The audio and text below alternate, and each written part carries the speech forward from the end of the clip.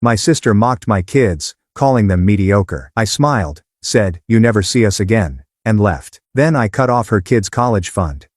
The champagne tasted like acid in my throat, but I continued smiling as my sister Charlotte's comments resonated around our parents' living room. My children, Olivia, 14, and Ethan, 10, were motionless alongside me, their expressions disintegrating in real time. These are my sister's children. No awards, no skill, exactly like their mother. Charlotte's manicured finger glided toward her own daughter, 18-year-old Madeline, who stood there with a smile that precisely matched her mother's. This is what success looks like. The room exploded with laughter. My parents, aunts, uncles and family friends who had seen me grow up. Every single person thought this was funny. Olivia's hands slid into mine, shaking. Ethan snuggled into my side, attempting to vanish. My heart broke for them. But something else took hold at that moment.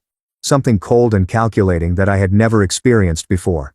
I raised my glass higher, my grin unwavering. Cheers. This is the final time you'll see us. The laugh ceased immediately. My mother's face wrinkled with uncertainty. Charlotte's sneer wavered. My father dismissed Rebecca, saying, "Don't be so dramatic. It's only a joke, is it?" I laid my glass down with meticulous care. "Olivia, Ethan, get your jackets." They dashed toward the hallway. Charlotte rolled her eyes and returned her gaze to her audience, knowing that I would crawl back in the same way I had before. I would not. We drove home silently. Olivia glanced out the window, tears running down her face. Ethan curled his arms over himself, making himself as tiny as possible. My hands clenched the steering wheel so tightly that my knuckles became white. "Mom."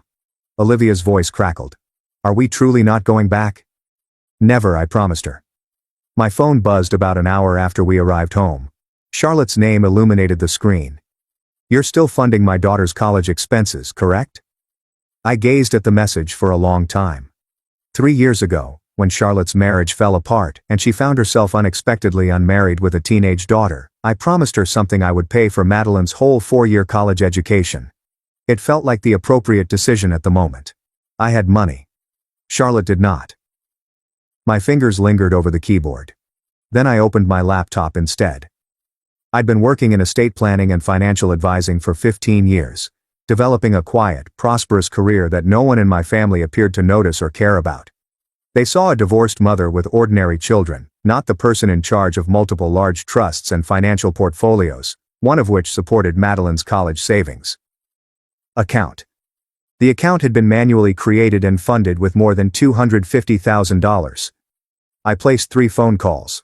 The first was addressed to Michael Grant, my attorney. The second was to Sarah Lee, my financial advisor. The final